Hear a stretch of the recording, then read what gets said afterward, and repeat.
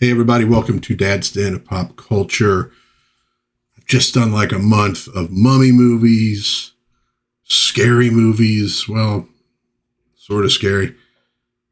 Time to do something a little bit more fun.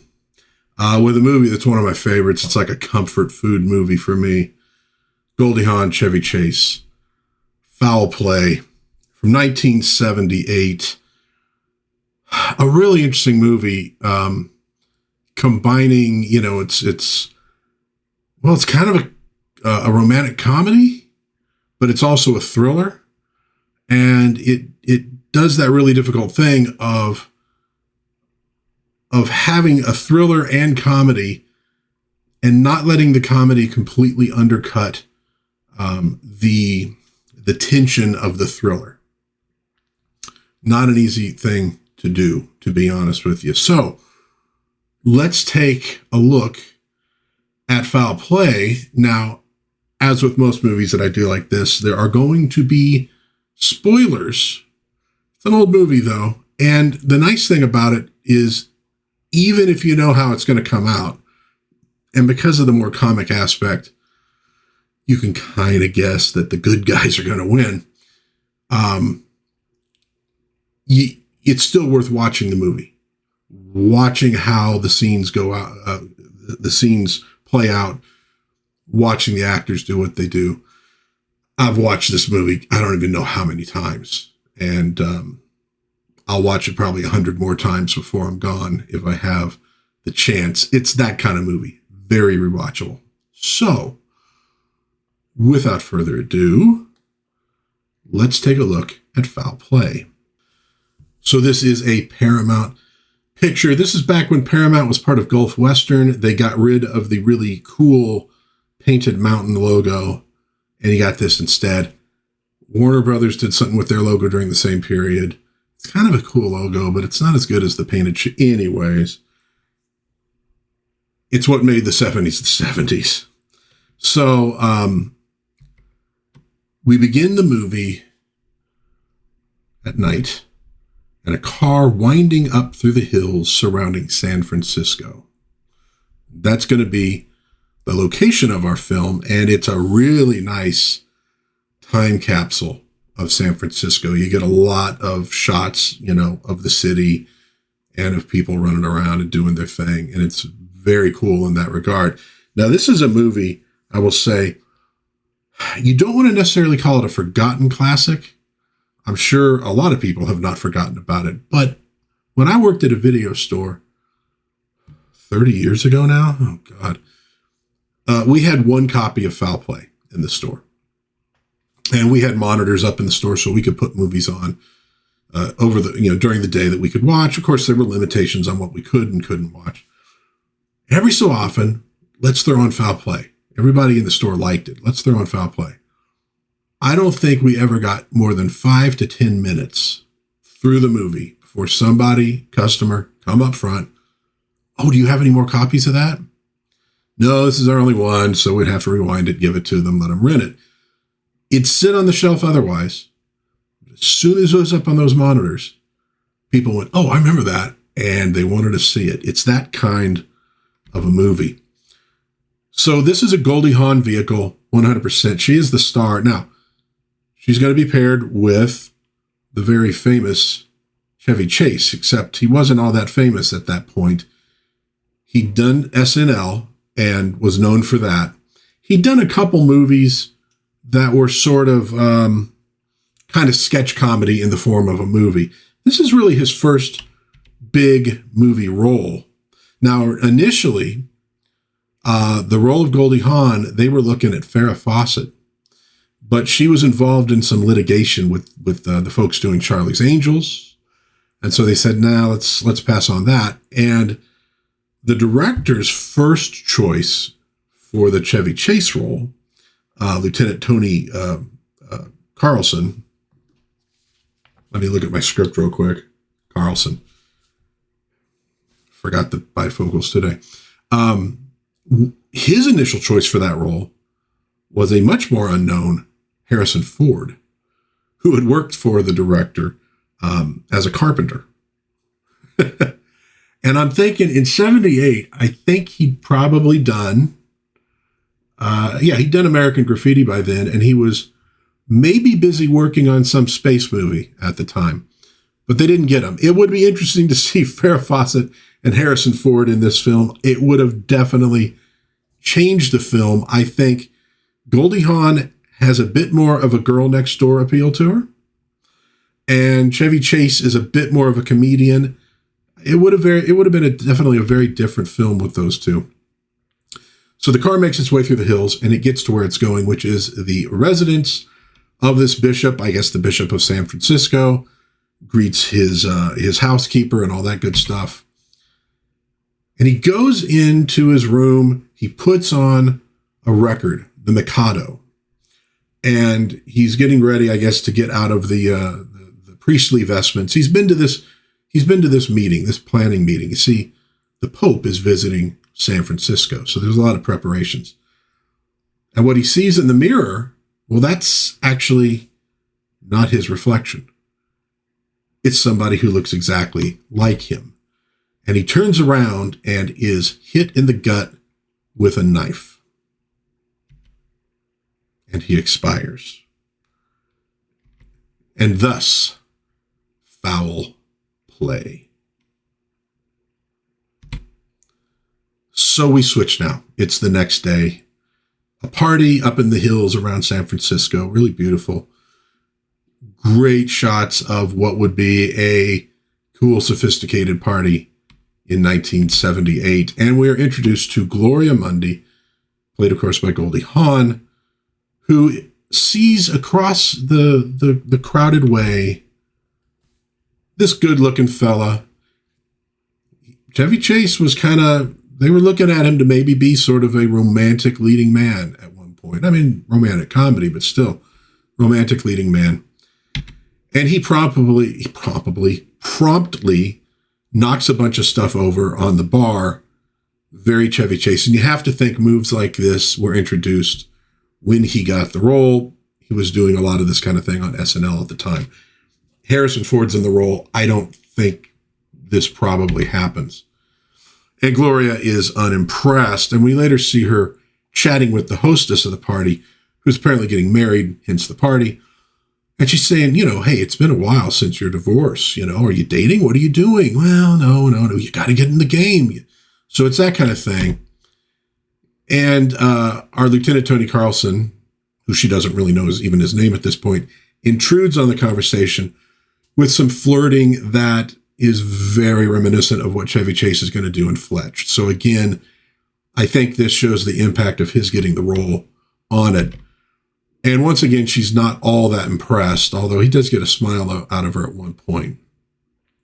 So she leaves the party, kind of an Irish goodbye, and gets in her totally rad convertible Bug, starts heading down the highway back to the city, to the strains of Barry Manilow singing Ready to Take a Chance Again. Look, in my day, I was into metal and all that stuff. I did my share of Barry Manilow jokes. I'm 52 years old now, and I can admit that Manilow's pretty rad, and this is a really, really good song. The film also stars Burgess Meredith playing Mr. Hennessy, Gloria's landlord. Dudley Moore is Stanley Tibbets. Now, this is Dudley Moore's first big American film. Obviously, he'd been in some films before this, but this was his first big American role. The role initially was going to go to Tim Conway. And the Stanley character works a little blue in this one, and I know that Conway was not a big fan of that. That might be why he didn't ultimately do it, but it was a great opportunity for Dudley Moore. He got some big movies. I think 10 he got right after this one, and 10 was huge at the time. Also starring Bruce Solomon, Brian Dennehy, Billy Barty, Marilyn Sokol, Chuck McCann, Don Calfa, and Mark Lawrence. A lot of really good actors in this one. A lot of good character actors in this one. Music is composed and conducted by Charles Fox. He did scores for Barbarella, The Duchess, and The Dirtwater Fox, 9 to 5, Strange Brew, European Vacation. 9 to 5 is important because that was a film done by the director of this movie. He also, scored the theme song, Ready to Take a Chance Again, which I always assumed was just a Barry Manilow song. It was done for this movie. By him, lyrics by his writing partner, Norman Gimbel. And then, of course, performed by Barry Manilow. And other songs on the soundtrack include Copacabana, I Feel the Earth Move, Carole King, Stayin' Alive, which was like in every other movie at the time. So a good soundtrack for this one for sure. And I think the soundtrack did pretty well. Sung by Barry Manilow, obviously. Okay, production designer Alfred Sweeney, great job in this one. Bright, beautiful, really takes advantage of all the colors that you would expect in San Francisco in the 1970s. The decor is cool. And if your exposure to the 70s is just like bell bottoms and all that stuff, you're missing out. There's so much more to the 1970s than that. And you'll see a lot of it in this movie.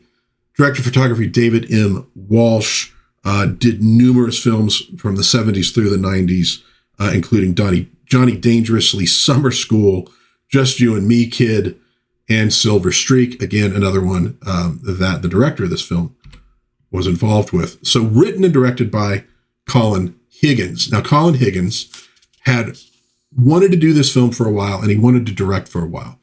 And he had written some movies, including Silver Streak, which is a freaking great movie.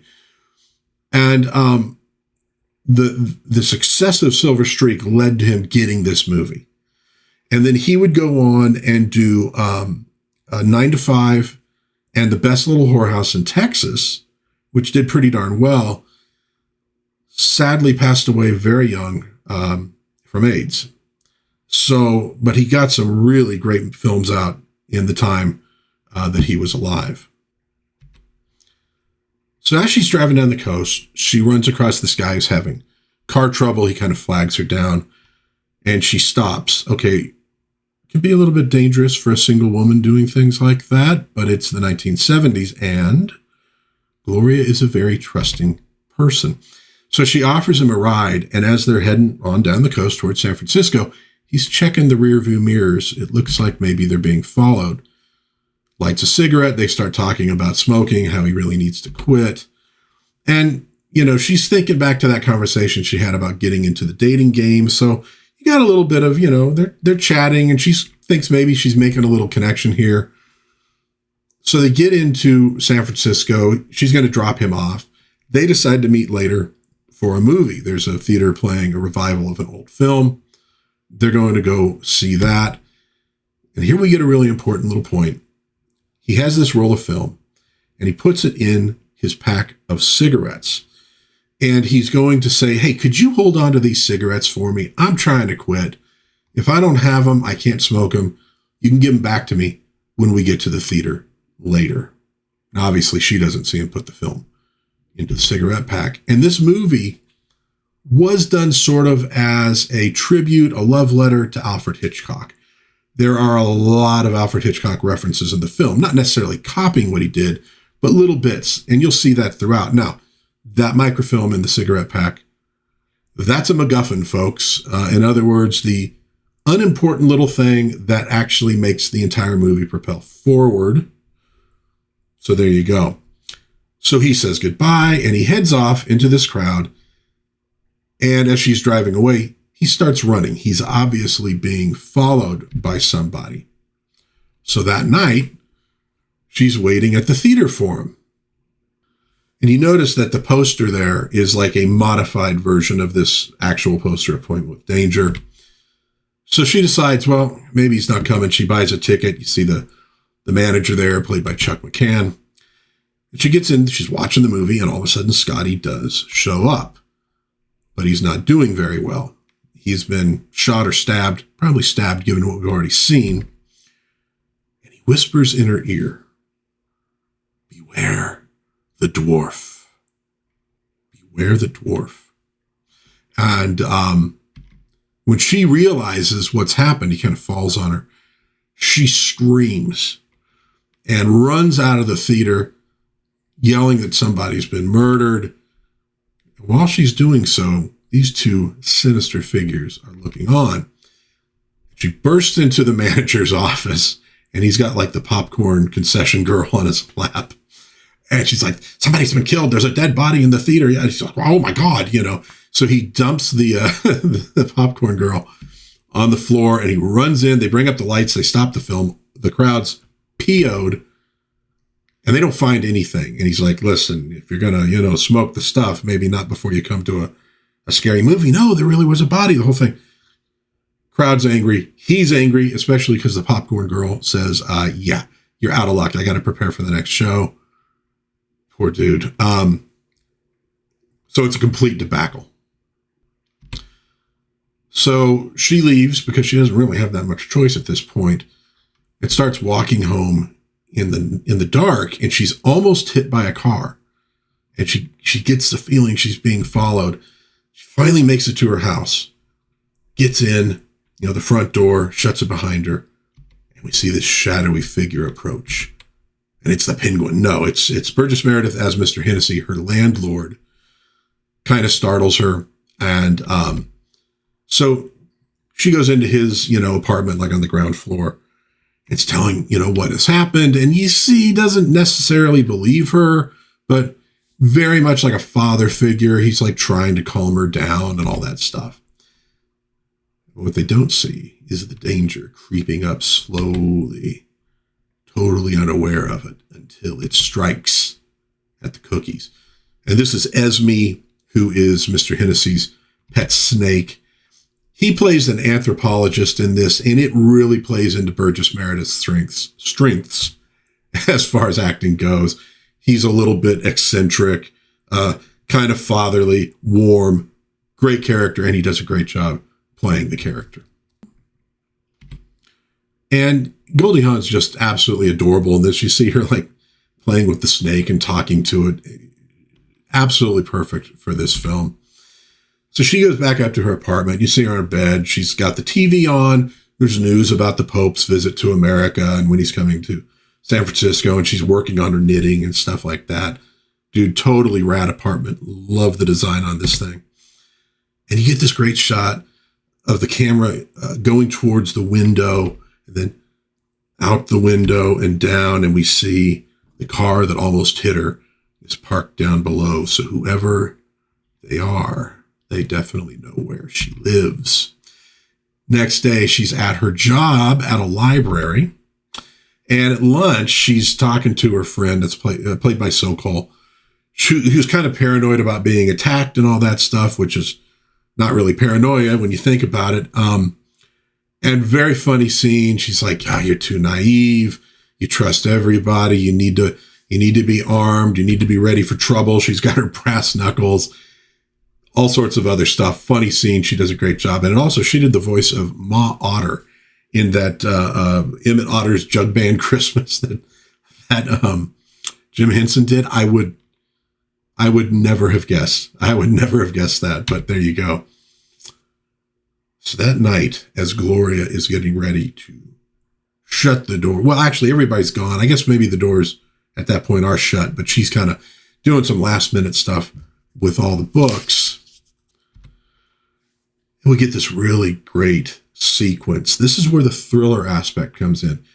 She's all alone in this library. She's walking, these books to put them away in the stacks. Like, this is kind of, I don't think these are the shelves that patrons would necessarily be using. Maybe it is, but I think it's down below. And she feels as though she's being followed. She thinks she hears footsteps. And then we get this great jump scare. This is the albino Whitey Jackson, who basically attempts to kidnap her here, and she manages to fight him off and run away outside the library, and she manages to run to Twosomes. So basically a singles bar. So again, I said this movie is a time capsule. Singles bar, 1978, San Francisco. If you love people watching, you get a couple minutes of it here. And so as Whitey gets in there and he's looking for her in the crowd, she runs across Stanley Tibbett. Dudley Moore's so good in this thing. And he's trying to be, cool with her. And at one point, like, he picks up the the candle instead of his drink. And he's, there's like, well, but she's not really paying that much attention to him. And he thinks he's about to get super lucky because this gorgeous woman has just walked in, sat down at his table, and immediately is like, "Did we go back to your place?" He's like, "Well, yeah, absolutely." He's floored. This has never happened to him before. And so they head back to his apartment again, some nice, I guess on Fresno, or past Fresno, but just great nighttime scenes in San Francisco. They go in. It's a perfectly nice looking apartment. And this is one of the funniest sequences in the film. He's getting drinks and all this good stuff and flirting and, trying to prepare for a very sexy evening. She goes straight to the window behind the curtains and she's looking to see if she's being followed. And she does see, in fact, the albino is down there on the street corner. She's like, "Oh no, I'm trapped here. I can't get out." And while she's doing this, he unleashes the firepower of his fully armed and operational bachelor pad. The bed comes down. You got the mirrored ceiling. You got the, sculpture. He turns on the hi-fi. This is where you get Staying Alive. And he's sort of like, getting loosened up and stuff and dancing around. And she's not seeing any of it because she's looking out the window. And she asks him for binoculars, and he's like, "Oh, you're into that too," And you see the friggin', love dolls back there and stuff. And so gets the binoculars. She's looking down, and she spots him in the phone book. He's making phone booth, making some kind of a phone call. And a car pulls up, picks him up. And so the coast is now clear. At least the coast is clear outside the apartment. And so she turns around to see this, and her reaction is perfect. It's not like screaming or anything. She's like, "Stanley." She's just so disappointed in him. And it completely destroys him. He's like, he's not ready for judgment at this point. He thought it was like going to be so perfect. Very funny scene. Dudley Moore is perfect in it. So is Goldie Hawn. I just love that reaction of hers. So she finally makes it home, gets into the house, and almost immediately is attacked by this man who will come to be known as Scarface. And he's, she's a great reaction. So once again, we got comedy. We kind of went from menace into comedy, back into something menacing. And the director had once said, like, I'll paraphrase, that audiences love, to be scared. And at the same time, they love to laugh. And so he goes, what we're going for here is this sort of tongue-in-cheek realism. The audience is in on the joke, but the actors all have to act as though they're unaware of what's going on. So she's, of course, shocked, and he's saying he wants the film, and she has no idea what he's talking about. And he's got her sort of down on this chair, and she reaches over and grabs one of her knitting needles and stabs him. Put the arm. There we go. Stabs him in the side with this thing. And he staggers back. Look at the look on her face. She plays it perfectly. The comedy and this other stuff. So he falls and she runs to the phone, and she's police. There's a person here and all this, all this crazy stuff. And we see in the background through the mirror, his body being dragged away. So we're getting another disappearing body. And we see over to the side, there's that pack of cigarettes on like an end table under a potted plant. So it's right there. Now, her apartment turns out to be a real place. And here's a shot of the real place. So that was kind of fun. I'm always listening for addresses in movies and TV, and I'll look them up a lot of times to see if it's a real place. This one is. So all of a sudden, it turns out he's not quite dead yet. And he's got this poker from the fireplace. And he comes after her, and the albino shows up in the window, which, by the way, taking a look at the actual apartment, he would have to be on stilts to be able to do this. It wouldn't work otherwise. But he shoots the guy. And she's like, everything starts spinning, and she faints. And she wakes up to see this guy that she met at the party. who in fact is a police lieutenant, Tony Carlson, obviously Chevy Chase. So, she's like, where am I? What's going on? And they explain everything. Mr. Hennessy had let them in when he heard all the commotion, or maybe even, I guess she had called the police. So when they got there, he let him in up to her apartment. And she tells the story about the movie theater and beware the dwarf. And there was an albino and he was, and a man with a scar. And they're kind of like, okay, I guess. And she's like, oh, you don't believe me. And they're like, well, it's not that exactly. So they're kind of humoring her at this point, even Mr. Hennessy to some degree. But you already get the feeling that Tony wants to believe her, if for no other reason that he's completely smitten by her. So those two go outside to talk it over, and, he's, he's playing Fergie as his character. This lady's nuts. He goes, well, maybe, maybe not.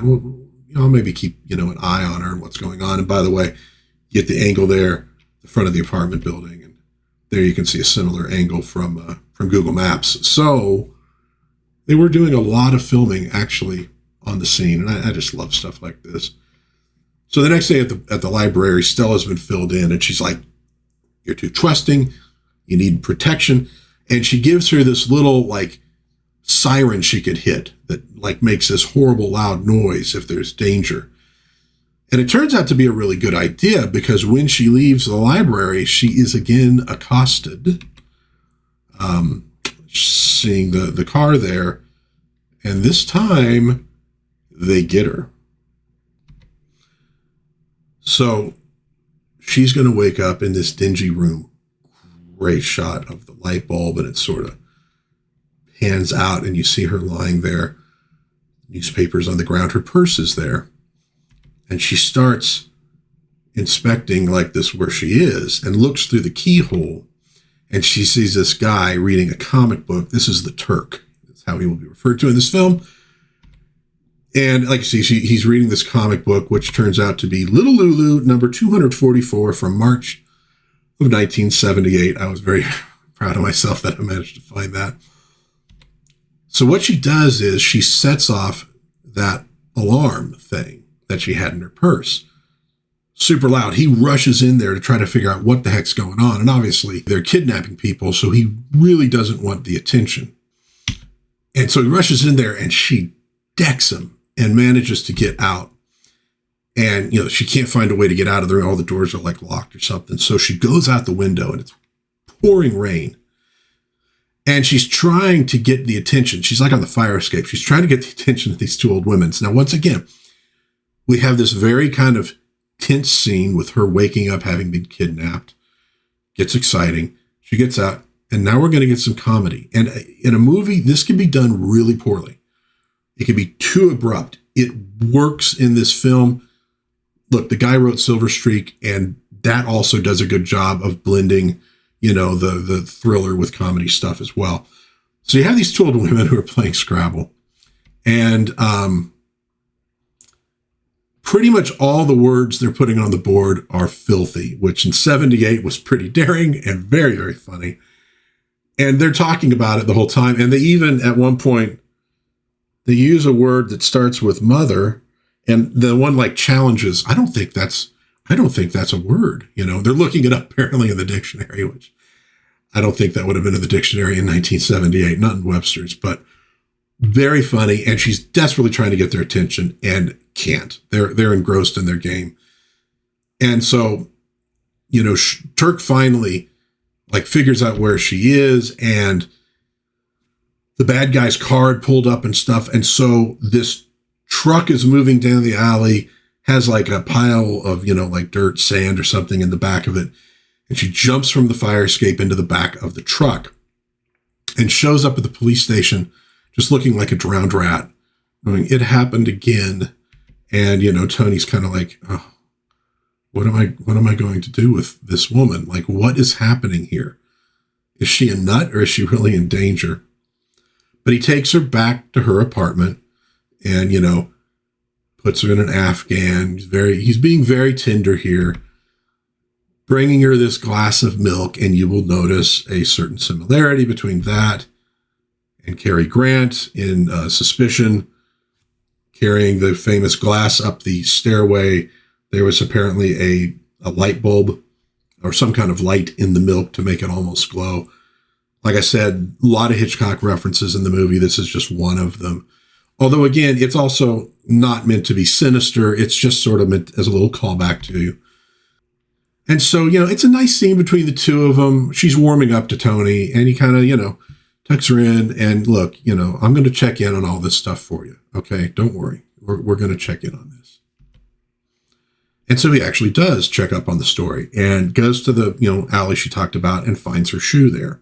He's like, okay, well, she was here then, so maybe something is going on. He's really starting to wonder. He goes back and he's talking to his captain. Now, he's like in trouble because he gave the mayor a speeding ticket. He's saying, you need to be more worried about that. And he goes, I got my own things to worry about. We got a cop who's missing. And seeing the picture of him and what was going on, Tony starts putting some things together and going, oh, she really might be in danger here. And as that's happening, she's at home, she's cleaning house, and she gets this visitor in the form of Billy Barty as J.J. McEwen. And now, what's dangerous looking about Billy Barty? Well, nothing except she's been told to beware the dwarf. And he's this really pushy salesman, kind of barges his way in, and he's making all these like references. He's got something in a suitcase and making, references to, the next world and the end of life and all this kind of thing. So she's convinced that he's like an assassin who's been sent to kill her. And so, he sort of looks a little menacing, and she freaks out.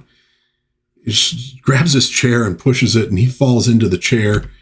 And she dumps him out the window. Great view of the bay out there. He's hanging on for dear life, and she's like beating on his hands with a broom. And again, this is slapstick, folks. Don't take it seriously. He falls into this metal barrel. Metal barrel rolls down the stairs. And then eventually, Tony gets there and sees it, going down. And he ends up like shooting out of the barrel down into a manhole. Very funny scene.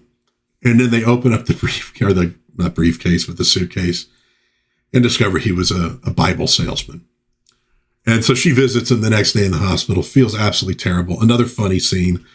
He's very good in this. He's, oh, maybe I'm too pushy. I mean, I suppose I should. No, it's not your fault. And it's great scene. And it's another good character piece to see who Gloria really is. They do a good job of establishing the character. So back at the police station, Tony starts filling her in on what's going on. So we're starting to get all the pieces together. And here's a picture of Whitey Jackson, of the man we call Scarface, and this other guy whose like last name is Rumpelstiltskin. He's also known as the dwarf. So this is the dwarf that she's supposed to beware of. So Tony's like, you can't go back to your apartment. They know where you live. He's going to take her to his place, which happens to be a houseboat. At a certain point, he saying, be careful. It's kind of, there's a lot, it's wet. And he ends up slipping himself again. Chevy Chase does a lot of this bit. It's a little forced in at this point. But what follows is really kind of a nice scene between the two of them in his houseboat, which again, look, the decor is friggin' awesome. It's just has a certain look that we just don't do quite anymore. You don't see a lot of beige and a grayish in there, do you? It's cluttered, a lot of okay, I'm getting off topic now. And so, but it's kind of a tender scene, and the two of them kind of connect here, and it shows what they kind of intended, I think, for Chevy Chase in films. They wanted him to do sort of romantic comedy stuff, and he kind of drops the smartass persona here, connects with her, and we get the first kiss. So you got chills, thrills, laughs, romance. It's a movie that has a little bit of everything. Next morning, they're still going, youth, and he gets a phone call from his captain. He's got to head somewhere. He says, you go home. I'm going to call Fergie and have him meet you there to look after you. And so now you think, why not just stay there? Well, okay. So at the beach, they have found Scotty's body, and they realize that he's on to something big. Something's going down in this town, and they don't know what it is, and they need to figure it out. And it has something to do with Gloria. Well, back at her apartment, she's getting ready for this wedding she has to go to, showing Mr. Hennessy. He's got a snake around his neck. And she gets this phone call from Fergie. And he's telling her that she needs that Tony wants her to head over to a certain address. And she's like, okay, well, I mean, if Tony wants me to do it, I'll do it. Sure. And she hangs up the phone. And then we see that he has been captured by these guys. He's calling her under duress. Now, he said, make sure you bring your umbrella. And they're like, what? Bring her umbrella. What, are you trying to pass her a code? No, I'm not trying to, no code. So they were kind of whooping on the guy. So she pulls up outside the Venus massage parlor, seedy part of town. And she goes in. It's kind of behind the parlor. And it doesn't seem to be anybody there. And she opens the door, and there's Rumpelstiltskin, Whitey, and the Turk. And Fergie's yelling, get out of here, get out of here. And they kind of whack him on the head. And she runs off, and they're looking for her. And the car pulls up, and now we see who's really behind all of this. That woman is going to be the real bad guy. So she ends up in the massage parlor, and she's hiding, and she goes into this random room, and there's Stanley. Poor, horny Stanley just doesn't stand a chance in this film. And he's like, oh my God, it's you. Where did you come from? And Stanley, she's still disappointed in him. And so she's she's looking out the window and stuff like that. And he just can't believe it. He put the thing, wrapped it around himself. And she's like, you've got to call the cops. You've got to call the police. And to Stanley's credit, he does. He sneaks out there and he calls the police. Of course, he's calling the police from a massage parlor. But unfortunately, she does get caught by the bad guys, and Stanley ends up getting caught in the raid. And so at the time he's being dragged into the police station, Stella has gotten down there with some information that Gloria had asked her to look up for Tony. And it concerns this church taxation league. It's its anti-church group. And sort of the head, it was kind of a protest group that turned into terrorists.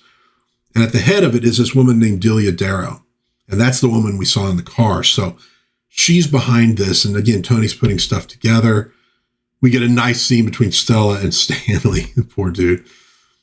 So he rushes back to her apartment, finds her gone, finds Mr. Hennessy there. They decide they're going to go look for her at the bishop's house. And here we see Esme starting to mess with those cigarettes, and Mr. Hennessy tosses them in the fireplace. So there's the film. There's the McGuffin burned in the fire and never gets found by anybody, but they have managed to put the plot more or less together. So Hennessy and Tony go off.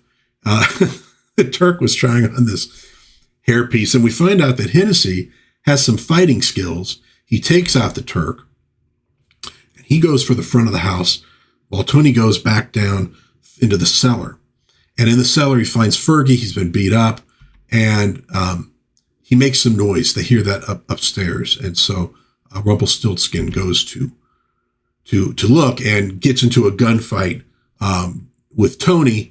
And Tony winds up, he can't get a good shot at him. So he ends up pushing the not shelves, but shelves of wine bottles down on top of Rumpelstiltskin and essentially takes him out. But then, looks up the top of the stairs, and there's Delia Darrow has a gun on Gloria's head and says, throw down your gun and come up here. So the bad guys have gotten the drop on the good guys. And they find out essentially at this point, they're going to assassinate the Pope while he's at the San Francisco Opera House watching the Mikado. You remember that one from the early part of the movie. Bishop was playing that record. And so Now we cut to the Pope arriving at the Opera House, and we're going to be cutting back and forth here for the rest of the film. And we see that Whitey Jackson is there waiting.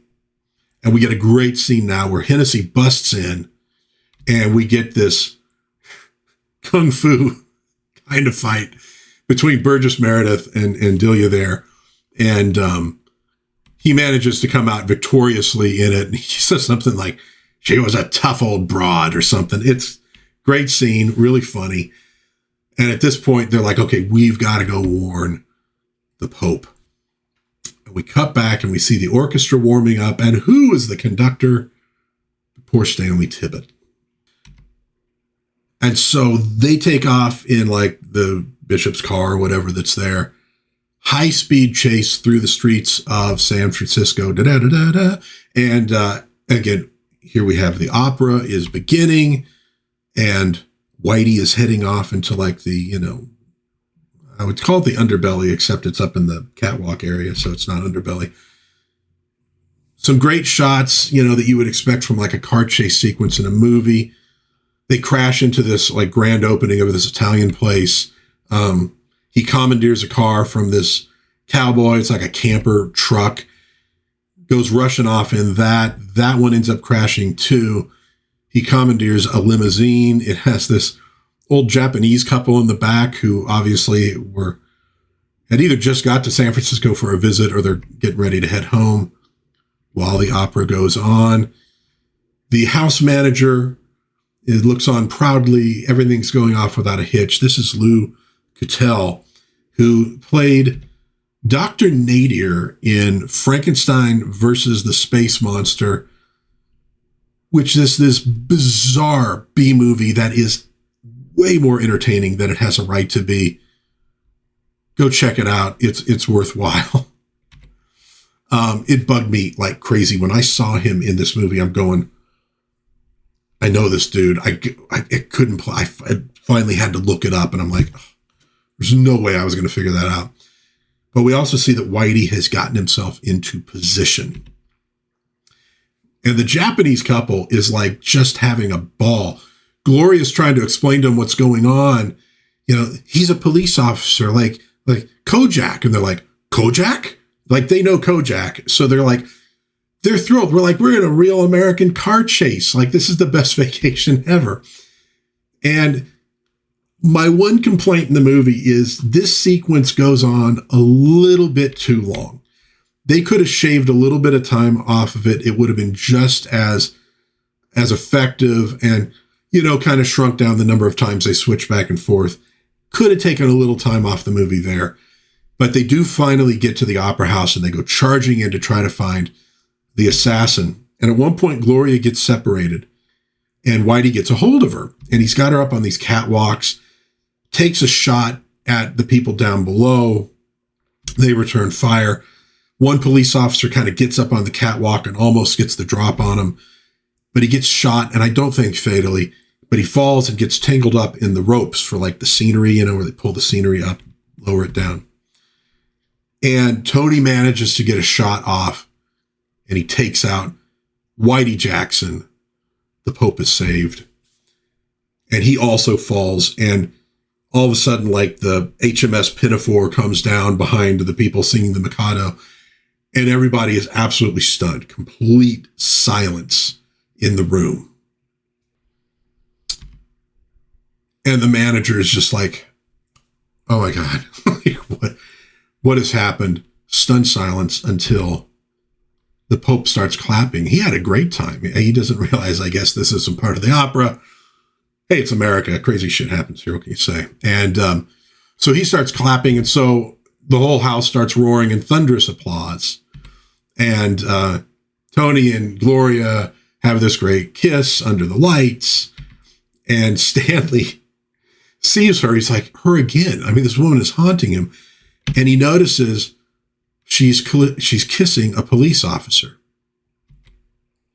And so he kind of disappears and comes back up with sunglasses because he thinks somehow he's going to get arrested for all this. At this point, Gloria and Tony become aware that they're in a room full of people clapping. and they take a bow. It's really cute. And Goldie Hawn is so cute. Her face, she just has an adorable face. And it's really, she seems so happy in this scene. I really love it. And so the roar of applause and the end. What a great freaking movie. In a way, they just don't make them like they used to. This is a movie that has a little something for everybody. The thriller aspect works. Granted, it's all for fun. Nobody's going to end up probably, well, I guess a few people do end up killed, but the heroes are going to come through it. But it's got a lot of comedy, and it works. It's got romance, which works. I know my wife likes that aspect of it a lot as well. It's just something with everything. And they used to be able to make films like this that really got a mass audience in. I mean, this would be a great date movie, everything. Costs like $25 million to make in today's dollars. But if you consider the U.S. has like 1.5 times as many people now, this is a movie that could have made like $330 million for a $25 million budget. That's good money. Something Hollywood really needs to look back into is this kind of thing. It's a really fantastic movie. I highly suggest you take a look at it. Trust me, I spoiled it for you, but I didn't spoil it for you because it's all in the execution. Great flick. I've seen it probably a dozen times. I'll watch it anytime it shows up on TV. If I'm just kind of feeling low, I just need a pick-me-up. I need comfort food. I'll put this movie on. Foul Play, 1978. Fantastic little movie. Hey, let me know in the comments what you think of it. If you like this review, please give it a like, subscribe, share with a friend. Helps me out. I really do appreciate it. Until next time, God bless everybody. Please be kind to one another.